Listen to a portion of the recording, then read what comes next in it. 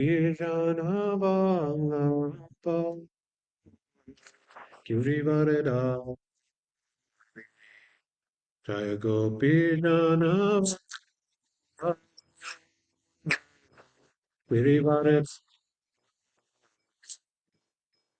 Yashod Bhajatana Sanjan Yashoda Nandan Bhajatana Sanjan Yamunatiravanachari Yamunatiravanachari Jaya Sadha Madhava Kundavi Savai Jaya Sadha Madhava Kundavi Savai Jaya Sabhijana Labha Girivaradari Jaya Gopijana Labha Girivaradari Yashoda Nandana Rajatana Randana Yashoda Nandana Rajatana Randana Yamuna Tira Vanachari Yamuna Tira Vanachari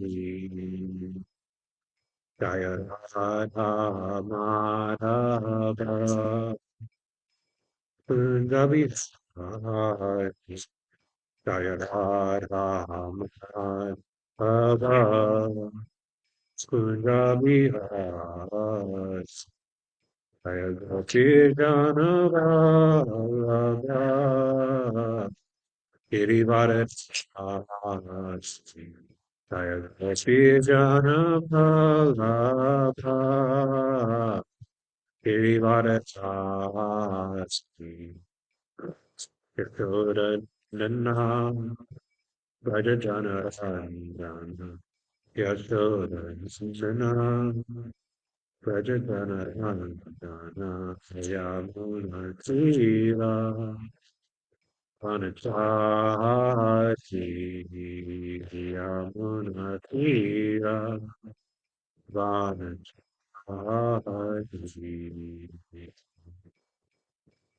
Hare Krishna Hare Krishna Krishna Krishna Hare Hare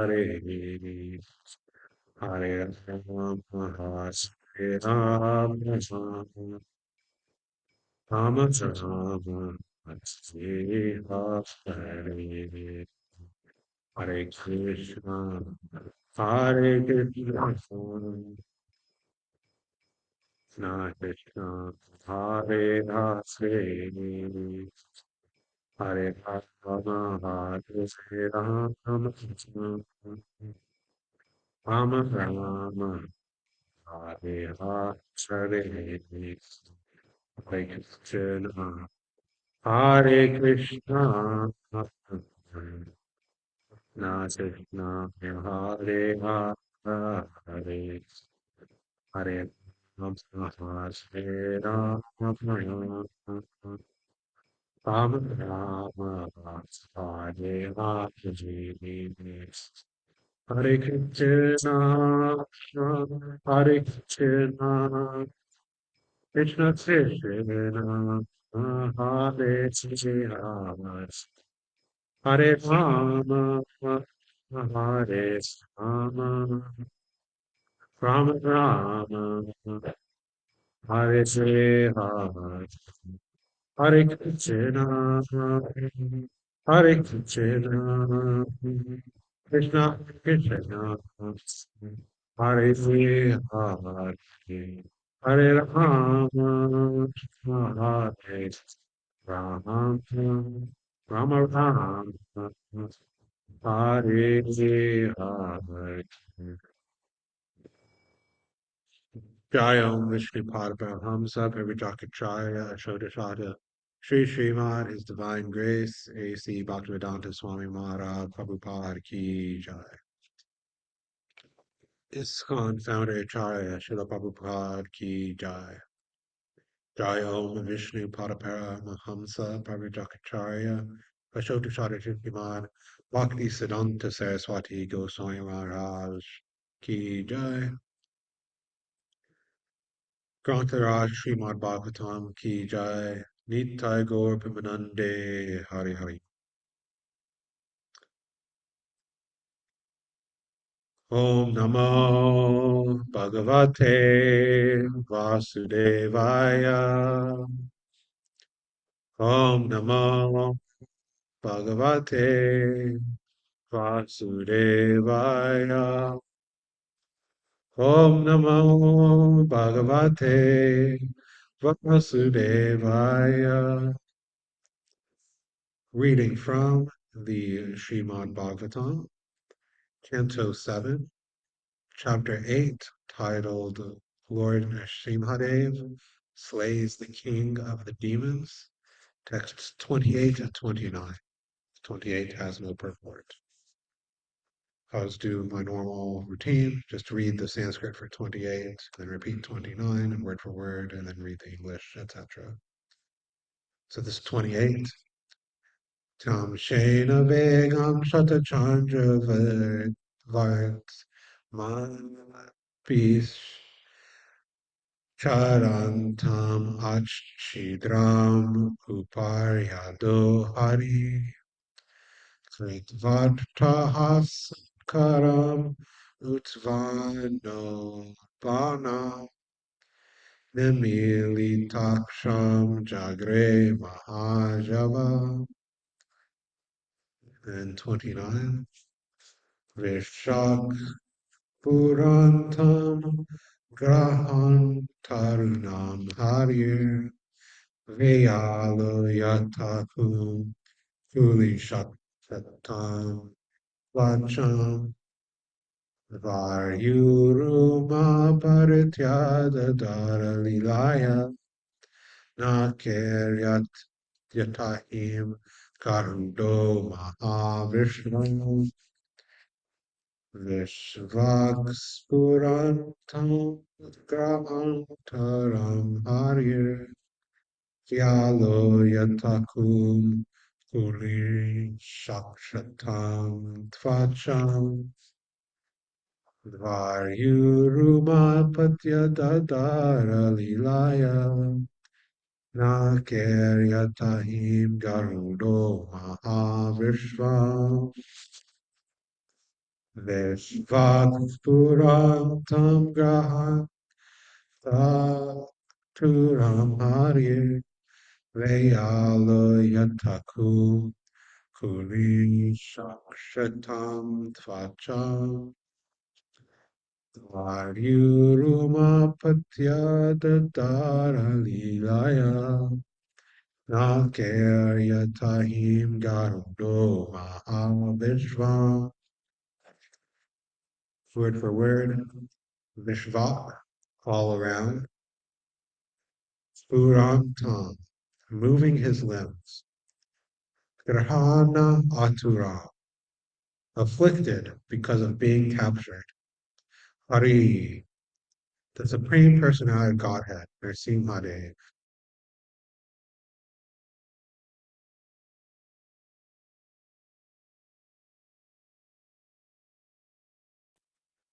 a mouse, Kushila Akshata, not cut even by the thunderbolt thrown by Indra, Tvacham, whose skin, Dvari, on the threshold of the door, Uru, on his thigh, Apatya, placing, Dadara, pierced, Lilaya, very easily, Nakhai, with the nails, Yata, just as, Akim, a snake, Garuda, Garuda, the carrier of Lord Vishnu, Mahavishvam, Visham, very venomous. Translations and purports by His Divine Grace, A.C. Bhaktivedanta Swami Prabhupada, Srila Prabhupada Ki Jai. Making a loud, shrill sound of laughter, the Supreme Personality of Godhead, Narayana, who is extremely strong and powerful, captured Hiranyakashipu, who was protecting himself with his sword and shield, leaving no gaps open. With the speed of a hawk, Hiranyakashipu moved sometimes in the sky and sometimes on the earth, his eyes closed because of fear of Narasimhadev's laughter. As a snake captures a mouse, or Garuda captures a very venomous snake, Lord Narasimhadev captured Hiranyakashipu, who could not be pierced even by the thunderbolt of King Indra.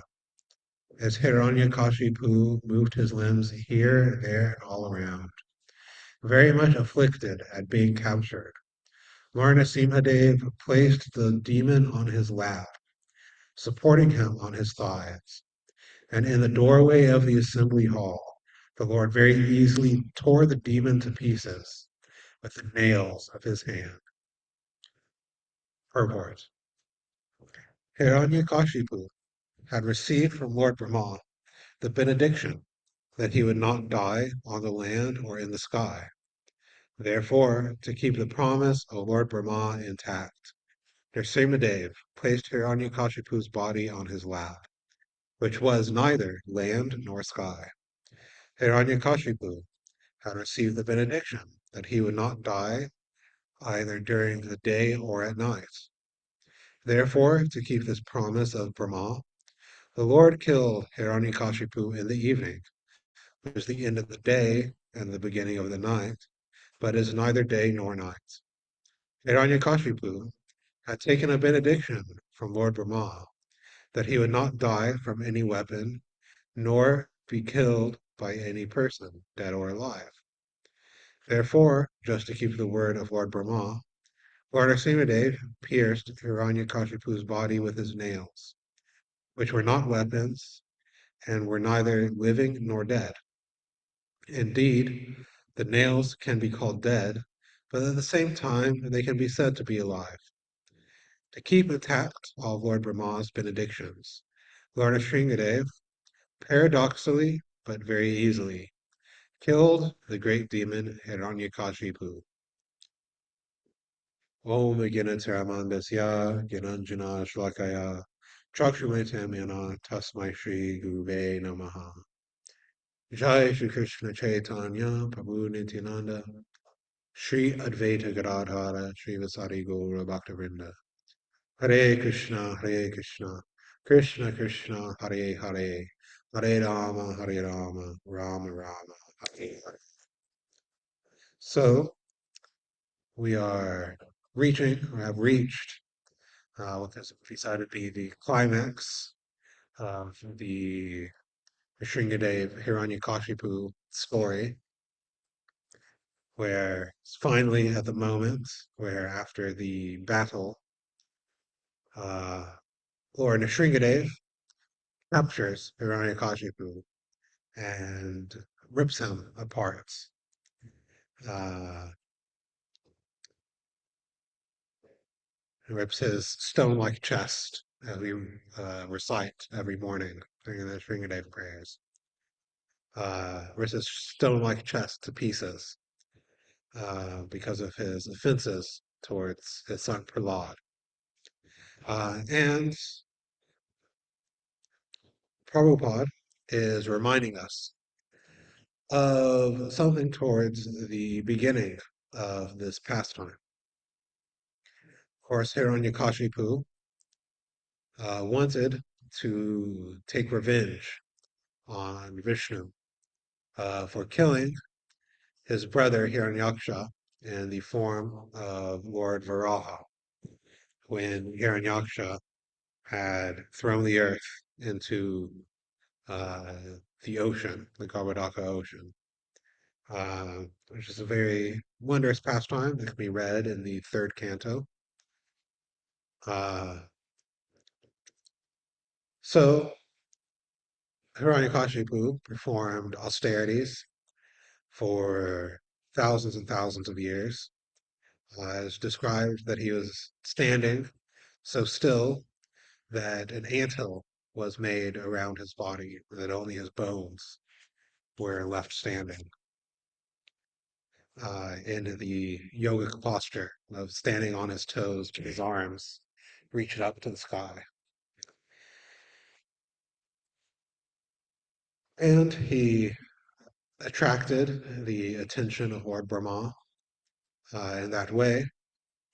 And what he actually wanted, in addition to things like yogic cities, uh, powerful body, powerful senses, which is easy for Lord Brahma to give, he also wanted immortality, that he would never die or be killed by anything.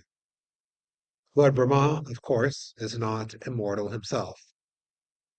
So how can he give what he can't have? The only one who's truly immortal is, of course, the Supreme Personality of Godhead, uh, who can and has given immortality through the Hare Krishna Maha Mantra. Uh, but Hiranyakashipu, uh, recognizing that Lord Brahma would not or could not give him immortality, thought that he would uh, find a workaround.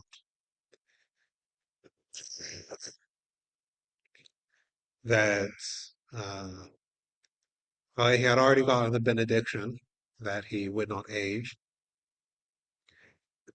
which left that the only issue, the only problem, would be that somebody might kill him. And he thought, okay, well, if I cover all of my bases, then nobody will be able to kill me. Right? I can't die inside or outside. That covers everything, he thought, right? If you have X and not X, then that's everything that there is. Can't die during the day and the night, or nor the night.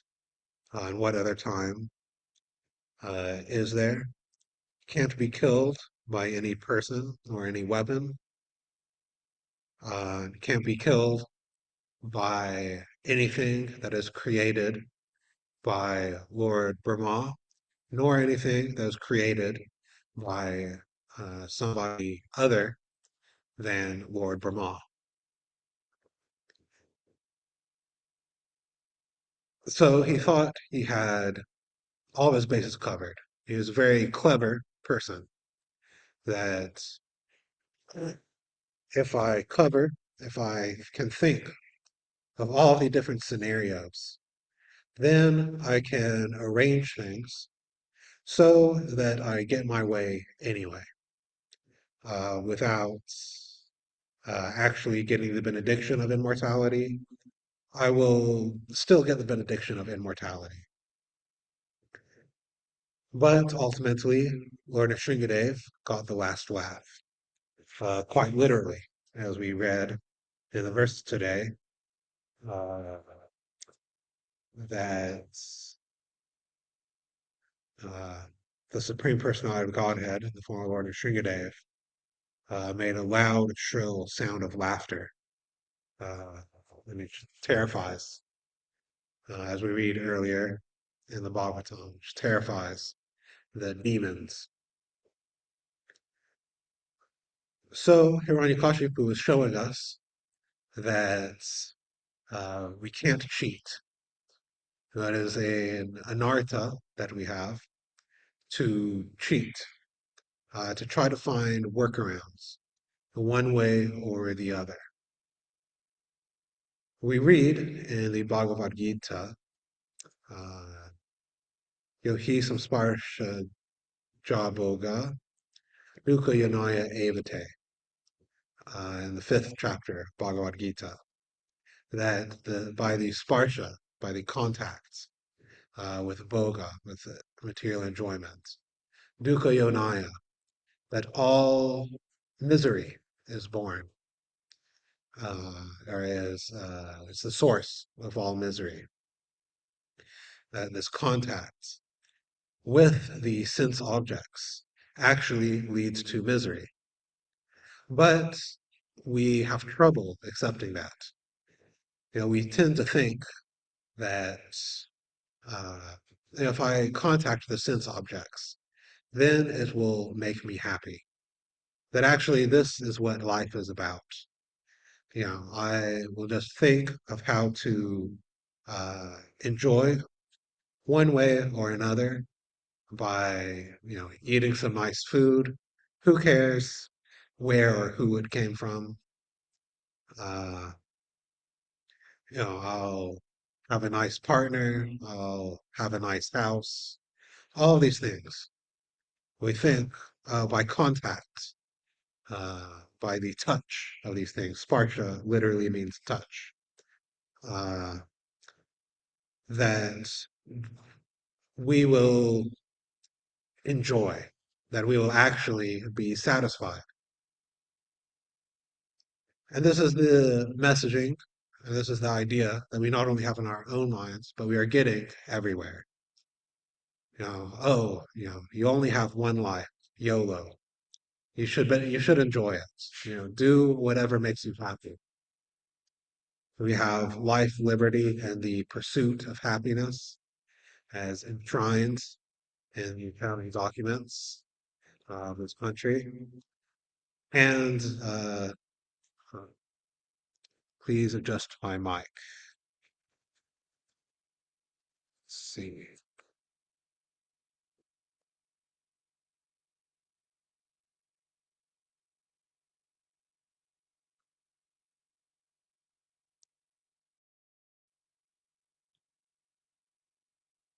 Audio settings.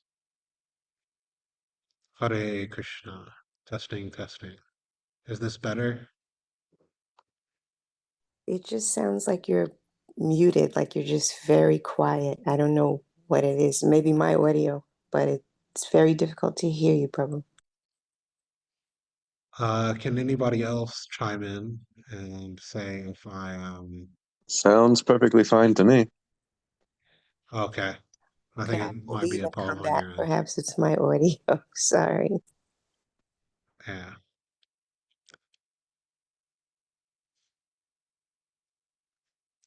Yes. So we are told, it's been advertised that contact with the material sense objects is the goal, or is the methodology of living a happy life. When you see an advertisement, you can think that it's not actually an advertisement for whatever it's saying. Uh, it's actually an advertisement for contact with material energy, with material sense objects, because that is the messaging that is there. Achieve these things, have these things, and you will be happy. Buy this new car, and all of your friends will be envious of you. Women will be attracted to you. Have a strong body, and uh, same thing, that you'll be the envy of everyone. Have a very nice partner, and you can enjoy sex life, and that'll make you happy. And if those things don't make you happy, you're still depressed after having all of these things, well, we have some pills that you can take. Uh, and, that'll make it at least bearable. But uh, we will never admit that this contact with material sense enjoyment is not the way to be happy. But the Bhagavad Gita, as I'm quoted, has a different view. Has it says this bhoga, this material sense enjoyment, is uh, dukkha yonaya, the source of suffering. But still, we try, like Hiranyakashipu, to adjust, to try to cheat our way to enjoying the senses, which are the sources of suffering. Maybe if I enjoy in this way, if I just adjust a little, then I can enjoy my senses and not have the bad effects. Because that's ultimately what it boils down to. That we want the sense enjoyments, but not the bad effects, the suffering that comes with the so-called enjoyment of the senses. So we try to adjust little by little that uh, oh, I'll enjoy, but like this. I'll have high class sense enjoyment rather than low class sense enjoyment. And by that, I will uh, sidestep the miseries that are incumbent with contact with the material energy. We'll, mm, I can enjoy whatever I want, and I'll put the slaughterhouses away from me, so I don't have to think about that. And once the reactions of eating such things catches up, then I'll take a pill or take a shot or do whatever to try to avoid the consequences of the material sense enjoyment that I am taking. Because I very much want the sukha, but not the dukkha. I want the happiness, but not the but not the misery. So, just as Hiranyakashipu tried to navigate his way around the way that the material energy works, because death is incumbent upon everyone who has contact with the material energy. Birth, death, disease, and old age are always there for those who are under the power of Maya.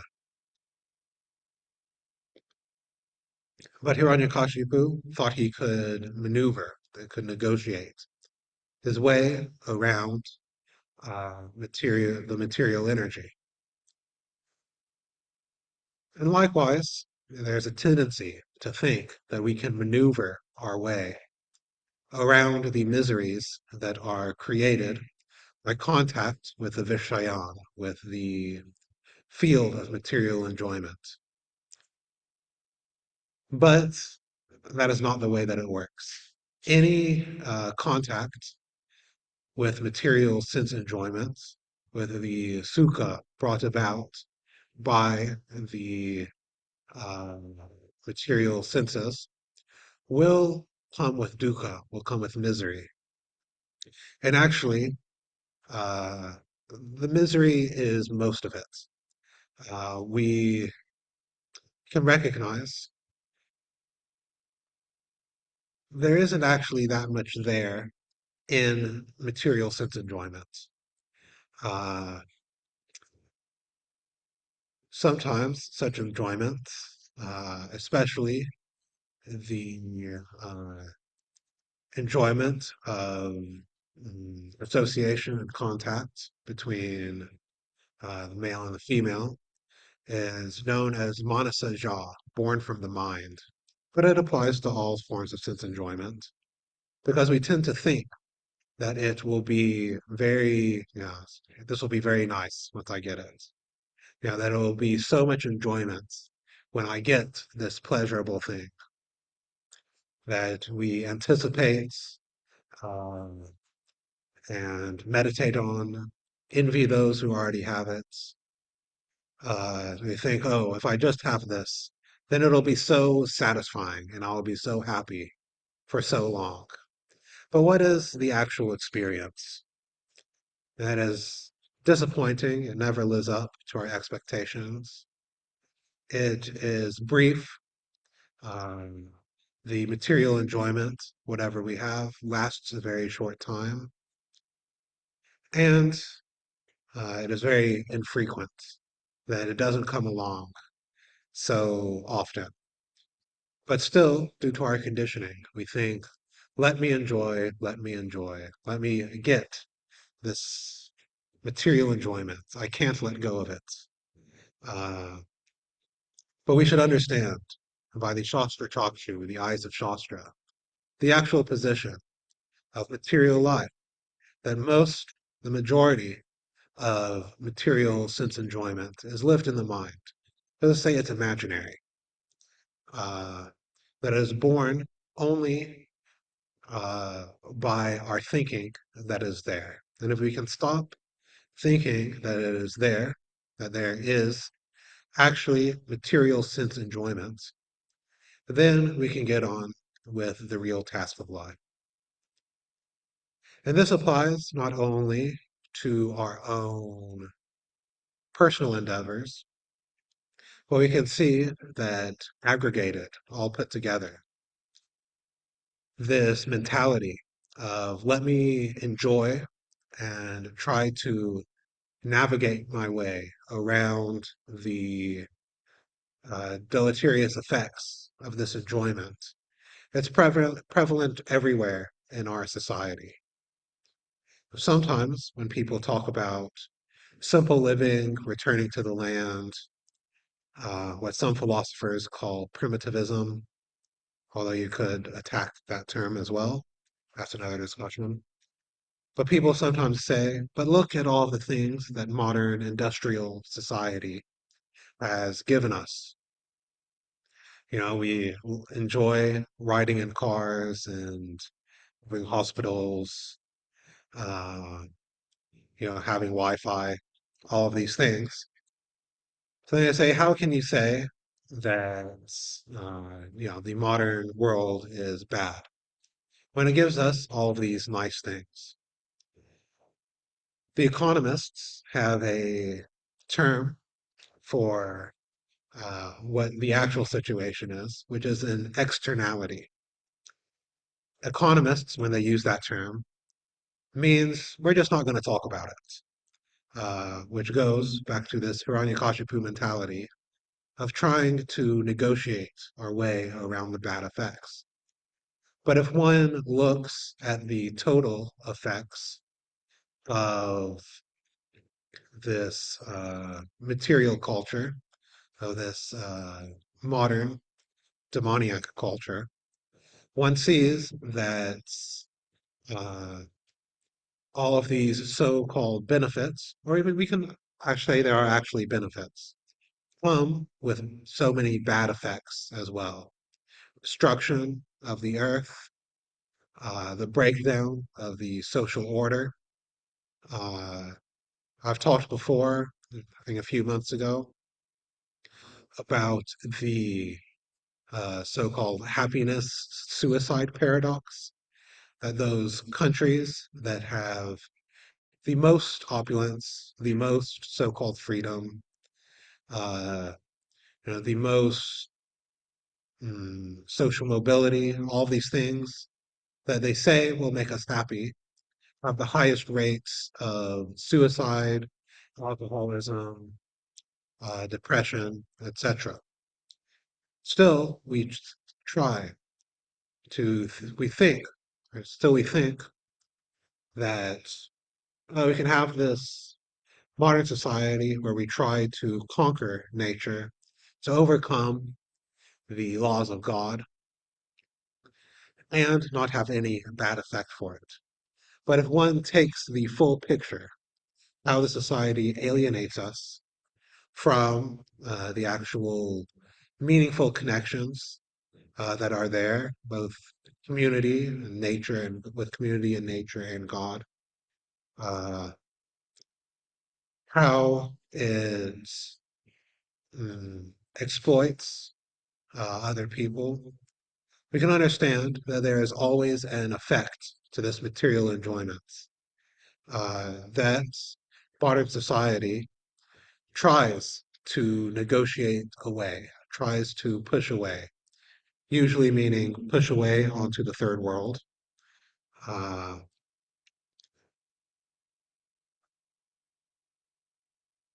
and even, in the so-called first world, the effects are there. With depression, I've heard the term used the other day that's called the meaning crisis, that everybody has access to all forms, all these different forms of material enjoyment, but they become depressed because they feel their life has no meaning.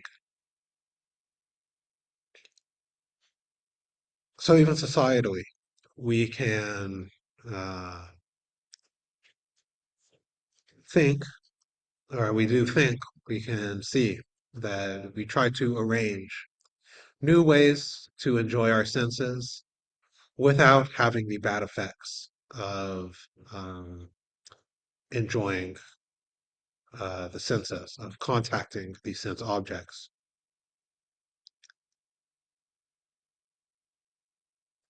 Which is why Srila Prabhupada uh, established Gita Nagari, both specifically Gita Nagari, the location, and the idea of Gita Nagari, of living simply in line with the laws of nature, the laws of God, to show that actually when one does so, one lives a much better life than the life of so-called enjoyment that is there in the modern society.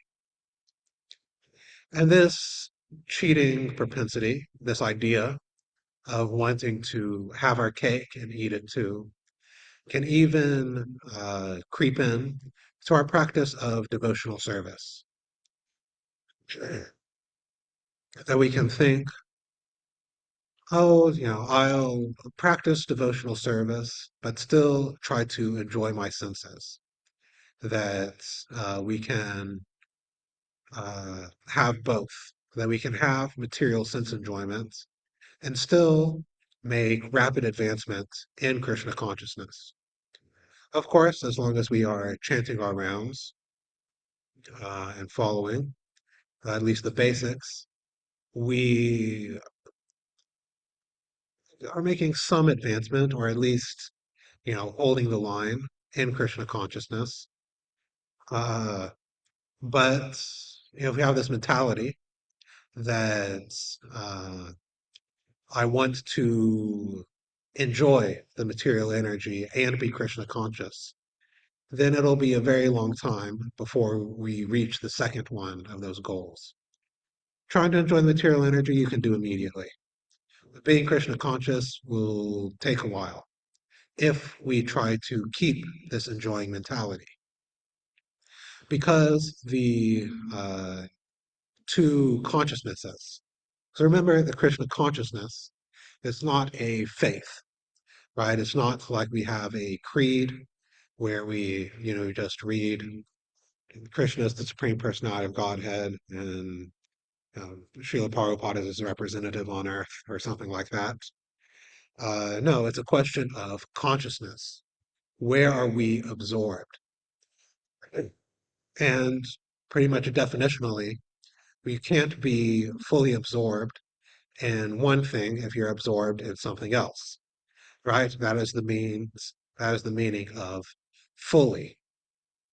I can't have a glass that is full of water if it also has oil halfway in it, right? Then it's not full of water. It's only partially filled with water. So our consciousness cannot be full of Krishna if it is also filled with thoughts of material sense enjoyment. Of course, in the clearing stage, especially in the stage of anartha vritti,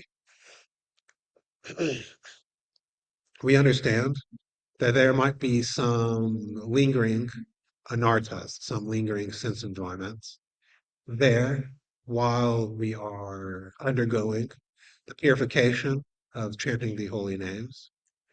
That is natural, but it is a question of what we are cultivating. Are we cultivating um, pure Krishna consciousness, or are we cultivating mixed Krishna consciousness? And it is up to us which one we decide to do. Which one do we want to follow? The means of achieving full Krishna consciousness are there. Uh, Srila Prabhupada has taught us um, the very easy means of going back to Godhead, even in this life, becoming fully Krishna conscious, even while uh, inhabiting this body. But we have to want it. As it is mentioned in the Bible, Jesus says, man cannot serve two masters. So we have to decide, are we wanting to serve Krishna, or are we wanting to serve material enjoyment, the material energy? And then based on that, we can make our determination on how we want to live our lives and how we wish to practice the processes of devotional service, uh, which determines, uh, how quickly we will make advancement. Uh, I've said before, I think in class, that Krishna consciousness is a choose your own adventure story. That one makes the decision, and then, as we understand Bhagavad Gita, that the Lord uh, clears the way. As Paramatma, he facilitates that decision, and whether that is to remember him or to forget him, or to try to do both at the same time. So we should be very serious about this practice of Krishna consciousness. Uh, Follow the various methods, rules, and regulations given to us by Srila Prabhupada. Try in a very determined manner to chant our rounds with attention and avoiding offenses. If we are not chanting good rounds, if our chanting of Hare Krishna is lackluster or distracted, then we should consider it an emergency situation. We shouldn't just think, oh, I am not so attentive or uh, absorbed in chanting my rounds. I should do something about that someday. No, it should be an emergency situation because the chanting of Hare Krishna is our methodology for going back to Godhead in this age. It's actually what purifies us. So we should take it very seriously. We should take all of these things very seriously and not become distracted by material enjoyment or trying to adjust our way to material happiness, which doesn't even exist anyway. The only happiness that is there is ananda, or you could say sukhananda, the blissful happiness of spiritual life. Uh, the sukha of this material world is actually dukkha sukha, uh, miserable enjoyments. So we should understand these things by um, reading Srila Prabhupada's books, meditating upon them, hearing, uh, and actually accepting. These things can sometimes sound very intense when said. It's like, oh, why don't you just talk about a pastime or something? Something more nectarian.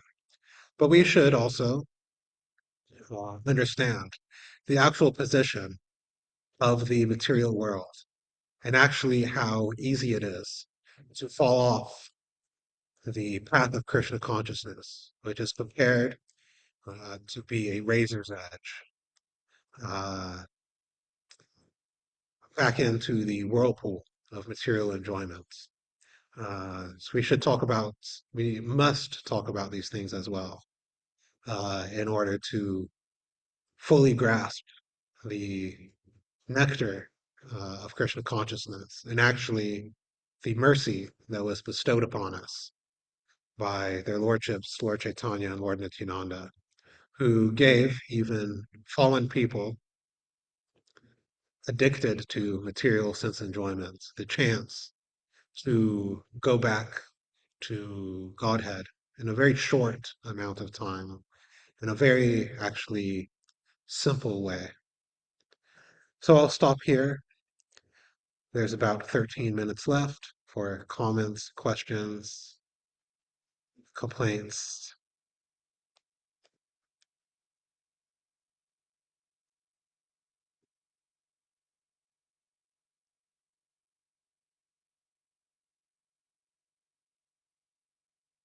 Hare Krishna. Prabhu, can you hear I me? will. Yes, I can hear you. All right. Thank you. Thank you for this nice reminder. I just kind of tuned in at the end here, so Yeah. um forgive me for that. But yeah, yesterday I was listening to this podcast with talking about um Indra Prabhu.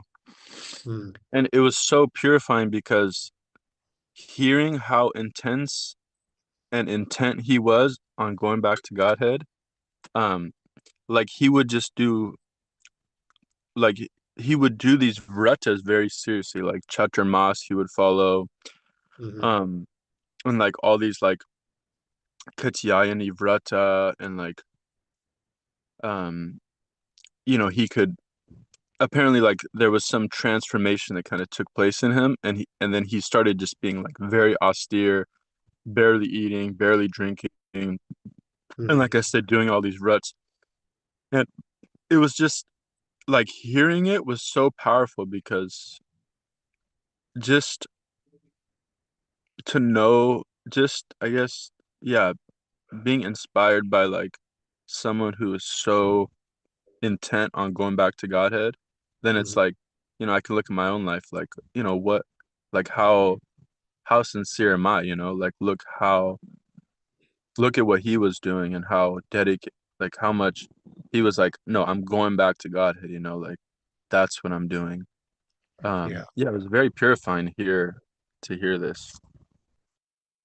Yeah. When we hear the lives of uh, great saintly persons and their determination, then yeah, it can be very inspiring and help us think, how can I incorporate some of those practices in my own life?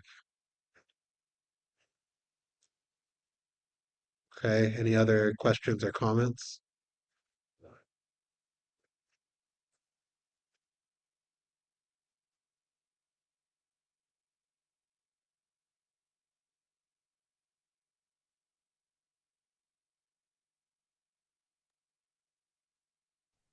If no one's saying anything, there, Yeah, there's that verse that said, I can only remember one line right now. Drita Vrata, set, set, oh God, I can't. Anyways, Drita Vrata, which is like one should be very determined yeah, and, fixed in one's vow. Yeah, yeah, fixing one's vow. Prabhupada says a sign of determination is one is willing to fast on the, like appearance days. And, yeah, I'm saying this for my own purification because I have not been like in these fasts recently, but it's a sign of like, okay, at least do this, because even like sometimes people will fast for material things, hmm but then it's like, oh, or like just in general, we perform so many austerities for material things, but yeah, then it's like, how much austerity are we willing to perform for spiritual gain? yeah. For different things that people are performing all sorts of austerities. Uh, sometimes every now and then people mention because I am in the brahmacharya ashram, of, me living an austere life.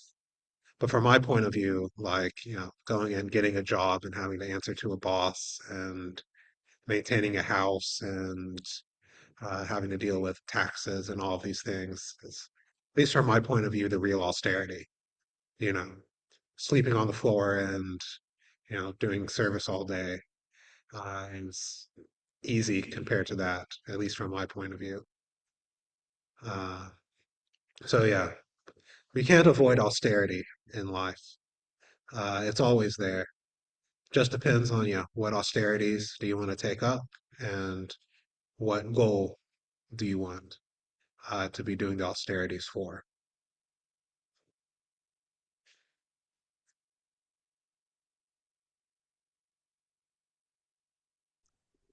Hare Krishna. Hare Krishna Prabhu. Hey, I'm appreciating your comments about the importance of chanting Hare Krishna. Thank you. Hare Krishna is our thing. Hmm. We are known as the Hare Krishna people. Chanting Hare Krishna is our thing. Very important. And speaking of austerities, the chanting of the holy names is in this age, it is regarded as the ultimate austerity. Hmm. All perfection can be had simply by chanting the holy names, the same perfection that may be had by any other type of austerity. There's there are so many verses that describe this, and Srila Prabhupada talks about it in many purports. Here's something from the fourth canto, in the 24th chapter. Srila Prabhupada says, if one wants to perform austerities and penances in order to attain the supreme goal, one must attain the favor of the Supreme Personality of Godhead. If one achieves the favor of the Supreme Lord, it is to be understood that he has finished all kinds of austerities and penances and has attained efficiency in their execution. On the other hand, if one does not attain the perfect stage of devotional service, all austerities and penances actually have no meaning. For without the Supreme Lord, no one can attain the highest results derived from performing them.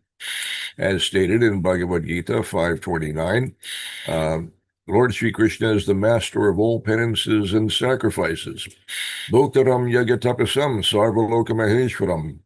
Thus, the desired result of performing austerities may be derived from Lord Krishna.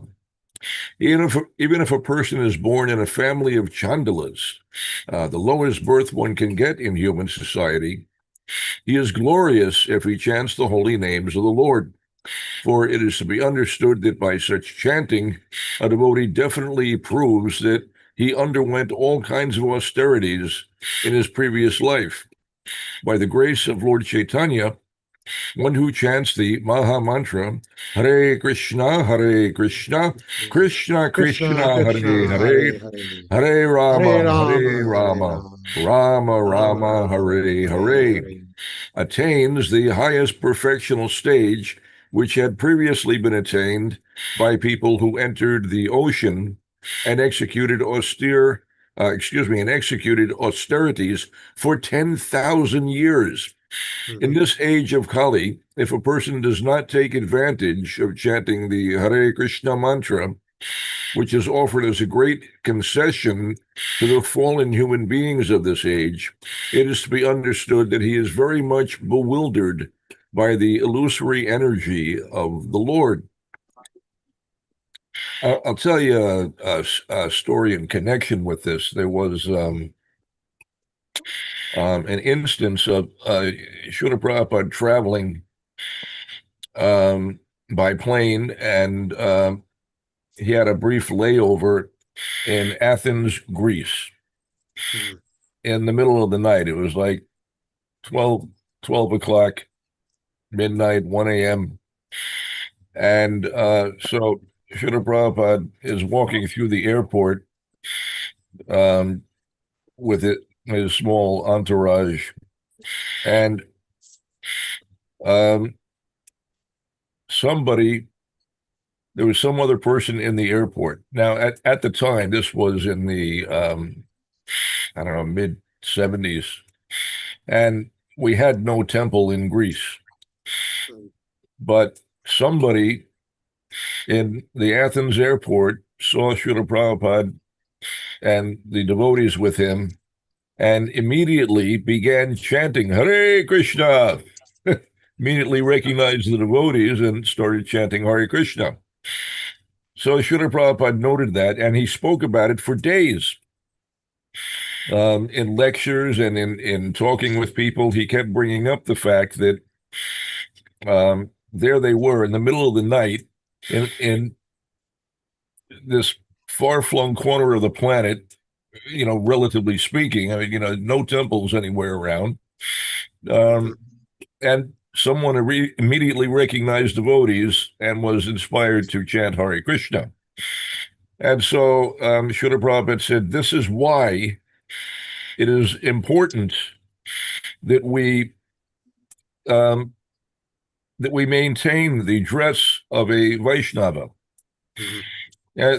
People will argue that, well, there really is no official dress of a Vaishnava, or that, kurtas are actually adopted from Muslims, and it's questionable whether, even Krishna actually wore a dhoti, or what was it? We don't know.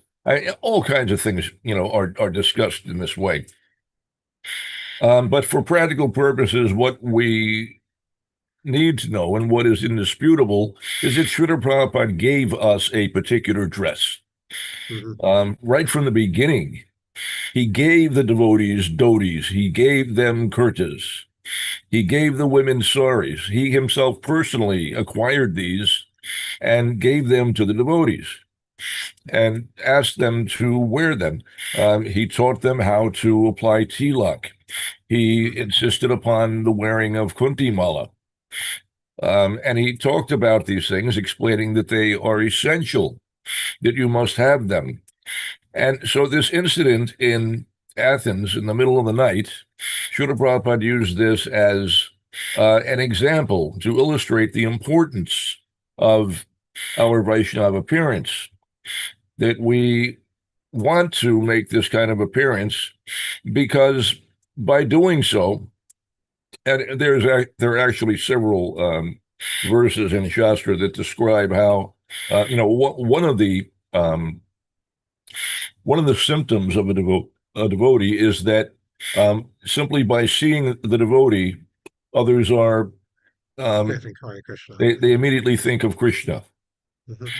And there are other verses that describe, as Srila Prabhupada mentioned in the purport I just read, that in order to chant Hare Krishna, you must have undergone all different kinds of austerities. It's not, to chant Hare Krishna is not an easy thing. Chanting Hare Krishna means you've already undergone all kinds of purificatory processes. But the holy names are so powerful that even if one has not undergone all those processes of purification and all kinds of austerities, that simply by remembering Krishna, thinking of Krishna, remembering the holy names, chanting the holy names, you instantly, you acquire all the benefits of having done those things. You immediately acquire the qualification that one acquires from having done that. And so Srila Prabhupada argued that, therefore, we should adopt this dress, because otherwise we deprive people of the opportunity. We deprive others of the benefit of being reminded of Krishna. So we are able to powerfully convey Krishna consciousness to others without doing anything, just by allowing ourselves to be seen dressed as devotees, just by being seen in, um, you can say it's not actually Vaishnav dress, but whatever it is, it's the uniform that Srila Prabhupada gave us. And within his lifetime, Srila Prabhupada established that appearance as the appearance of a Hare Krishna devotee. So we are known for that. When people see that, they think Hare Krishna. So Srila Prabhupada would say, why deny people that opportunity? Give them the chance to remember Krishna. Give them the chance to chant Hare Krishna. Allow them to see you with bright tilak, with a shaved head, with kunti mala, and perhaps with a dhoti or a sari, and immediately be reminded of Krishna. The benefit is immense. It's immense. It's immeasurable. Srila Prabhupada has described it in a few different instances, how extraordinary the benefit is. It's not a small thing. It's a huge thing. You move a person in an instant through lifetimes of austerities and purification. They achieve all of that in an instant just by seeing you and thinking Hare Krishna. It's a tremendous thing. So Srila Prabhupada asked us, to please do that for the benefit of whomever sees us. And he would ask, why deny them that opportunity? Why would you deprive them of that opportunity? Let them see you. Some people will argue that people may be put off by that appearance. Srila Prabhupada didn't buy that at all. His attitude was whatever they may think. They may like us or they may not like us. But when they see us, they cannot help but remember Krishna. They will think there's a Hare Krishna.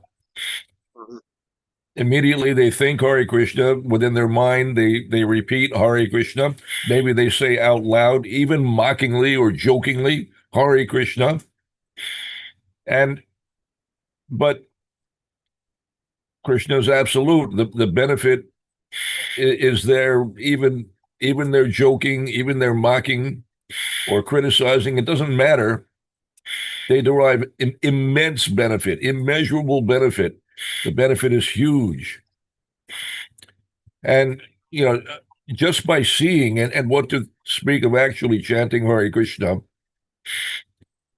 So chanting Hare Krishna, it's a very big deal. And yeah, we absolutely want to chant Hare Krishna. And if we're having difficulty to chant Hare Krishna, it certainly is an emergency. It's a big deal. When Haridas Thakur could no longer maintain his vow to chant, so many lakhs of Hare Krishna, he decided that that's it. There's no point in maintaining this body anymore. It's time to check out. As far as he was concerned, his body was at that point just a burden, and so he asked Lord Chaitanya to let him move on. And there's more, of course, to the story. And his reasoning was more complex than simply that. But the conclusion was that if you can't complete your rounds, it's time to check out. It means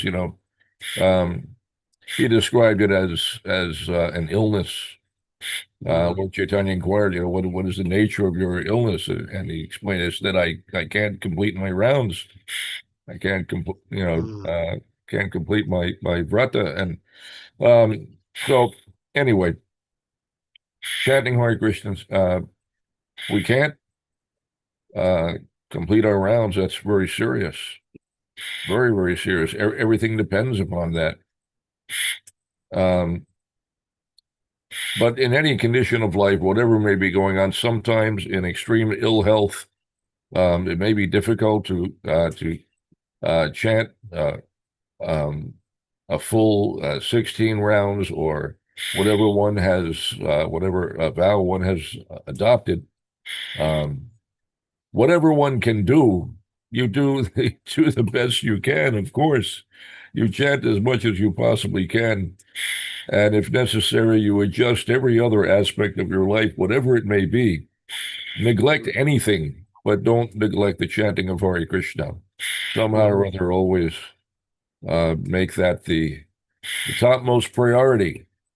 Other things can suffer, and we can accept any kind of consequences for the neglect, but we can't neglect the chanting of Hare Krishna. That is so critical.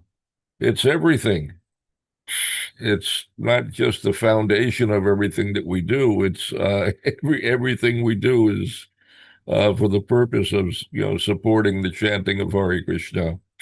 It's our lifeline. It's our whole life. It's everything. And there's really nothing else that we need. If we can just simply chant Hare Krishna nicely, then we have everything. We have everything we need. Everything else will come as a natural side effect.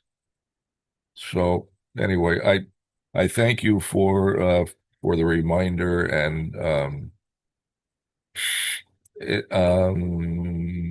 thank you. Hare Krishna.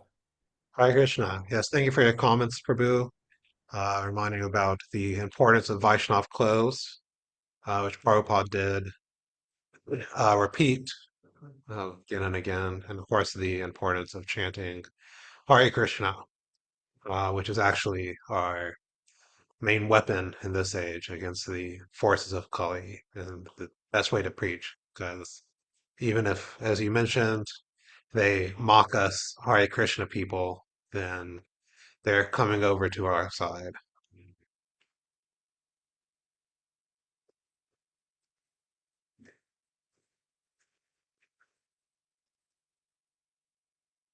See, this message in the chat. Small Krishna Maharaj said devotees are carriers of Krishna's mercy. Yes, Kijai. Yes, we get the mercy of the devotees. That is how I get the mercy of Krishna. Yasya prasada bhagavat prasado yasya prasada nagati gutopi. All right, if there's nothing else. There is else. There's always more. I quickly referenced some of Srila Prabhupada's statements with regards to this chanting of Hare Krishna and our appearance. I'll share a little bit of it. There's a lot, but because Srila Prabhupada talked about this many times. But here's one instance. Let me see, what is this? This was a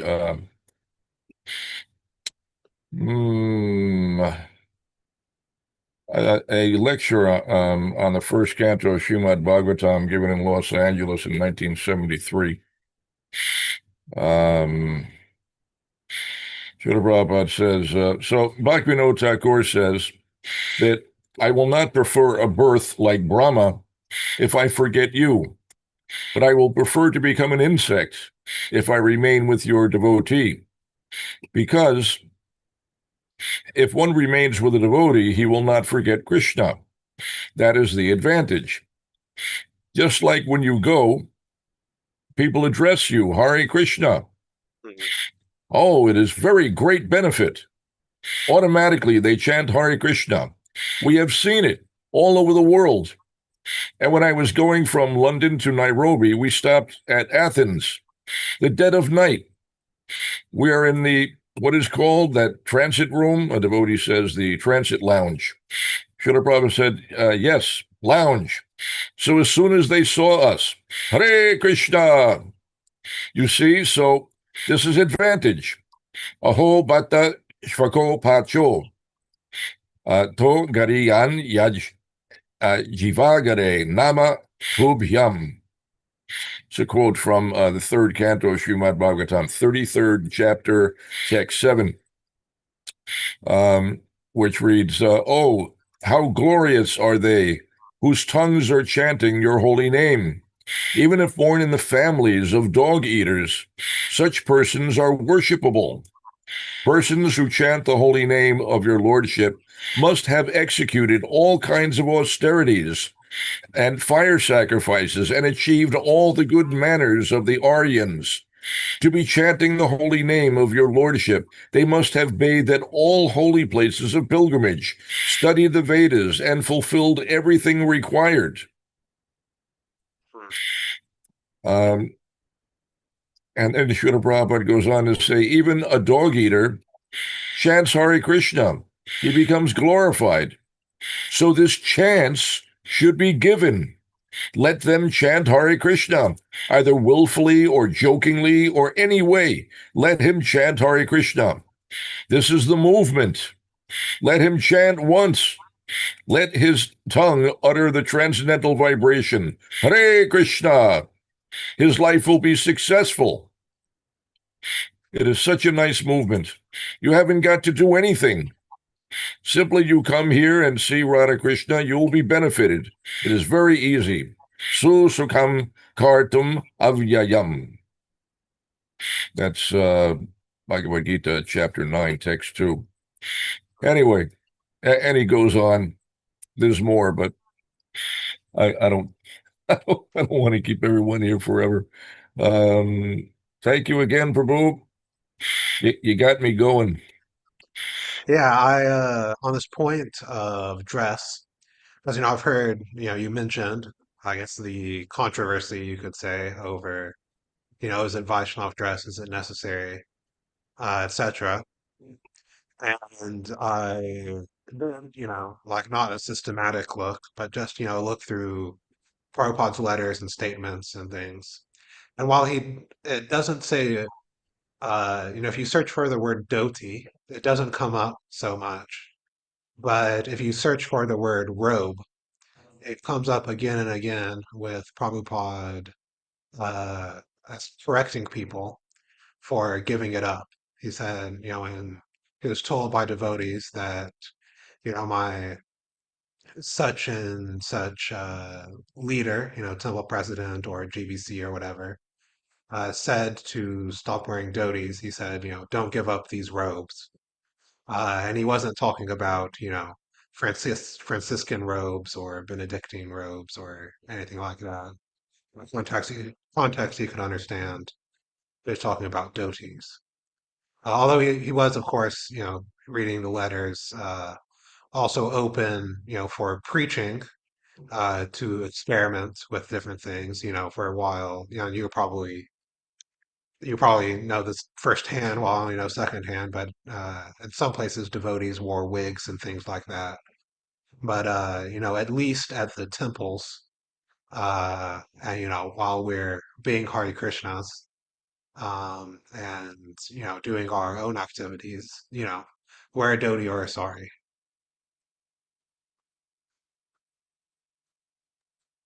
Yes, Srila Prabhupada referred to our dress as robes because starting in the beginning of the movement in New York, his earliest disciples, that was the terminology that they used.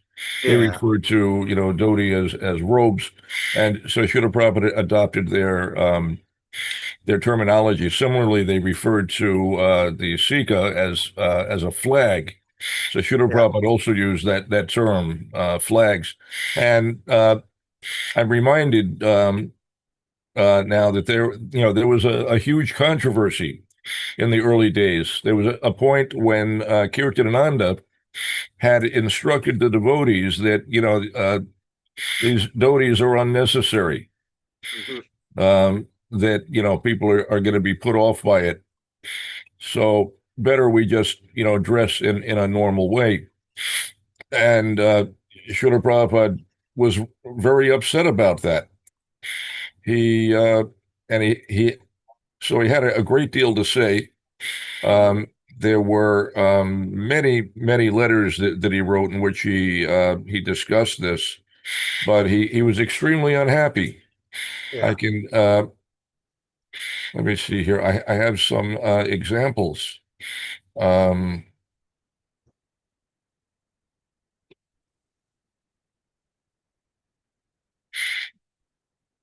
Krishna. Hmm.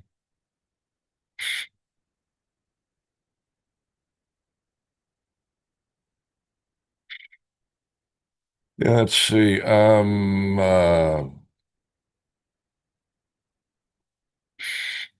Yeah, it was in 1967, October of 1967. A significant controversy arose in ISKCON when Kirtanananda Das began encouraging devotees to abandon traditional Vaishnava dress. Contrary to Srila Prabhupada's instructions, Srila Prabhupada responded decisively in a series of letters, strongly reaffirming the importance of dress and appearance in devotional life. Um, so I put together a collection of some of the statements. Here's a letter to Brahmananda, and it was on October 9th of 67. Kirtanananda is doing something whimsically and without any authority. I never approved of his dressing differently, and it is not bona fide. He should have consulted me before taking such steps. The devotees must continue to follow the standard dress and shaving, which I have given. And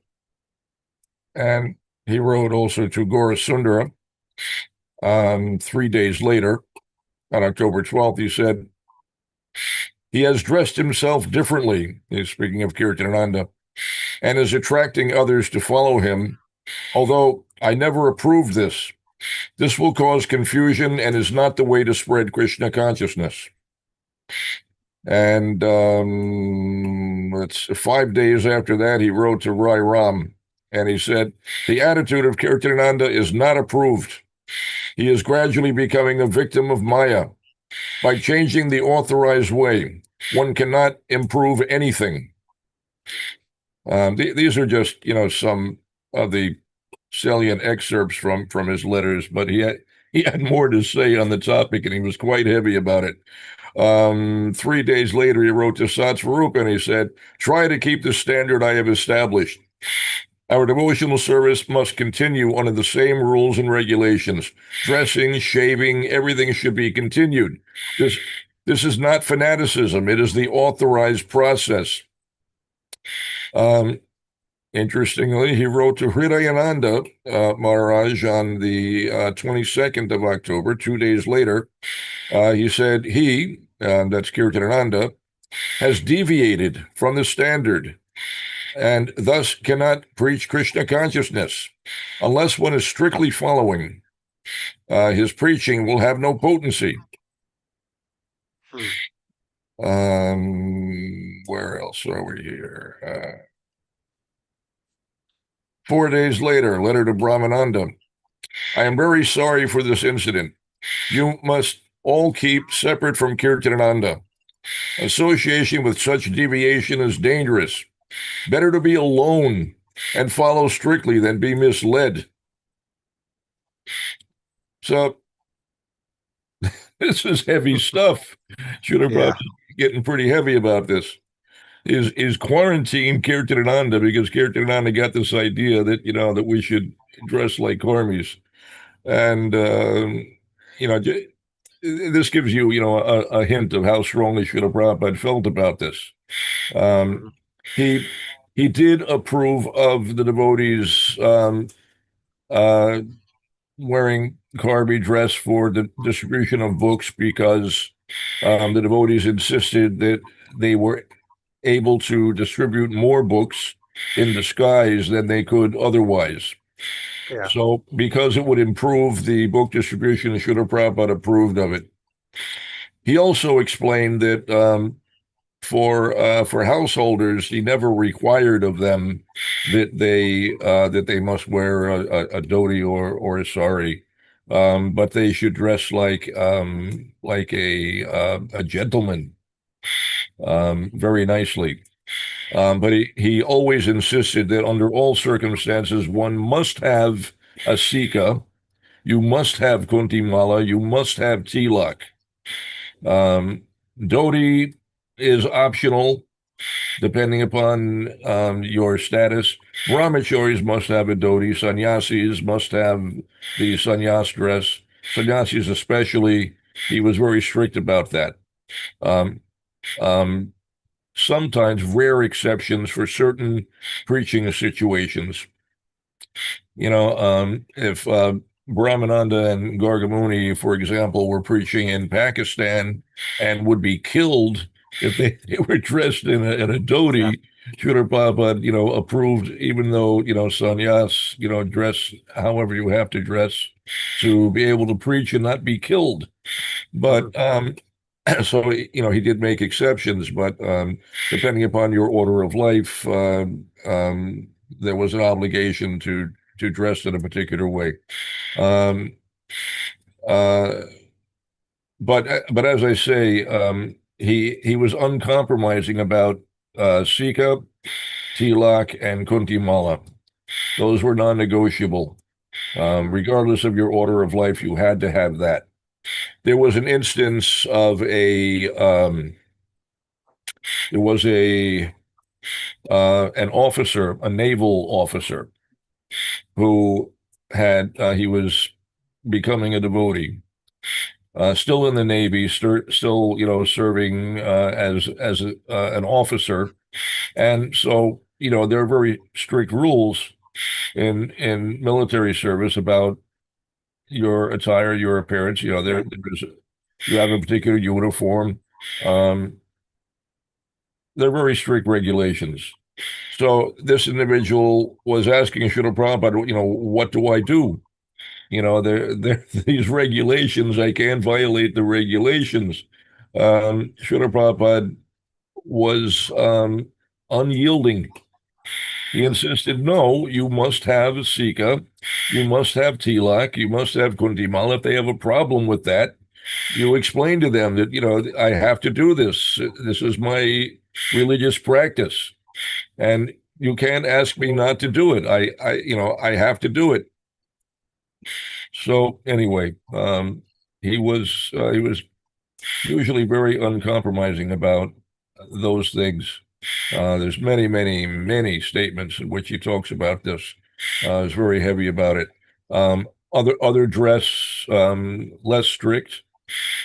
He asked everyone to do it. He didn't necessarily insist upon it.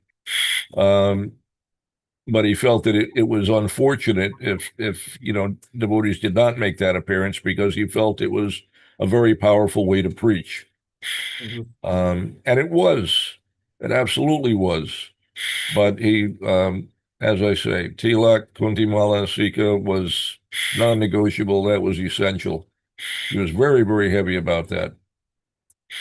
I've taken way too much time. Thank you again, Prabhu. Hare Krishna. I will thank you. I could say more, but it's almost 8:30, so I think we will end here. Thank you, everyone, for your comments.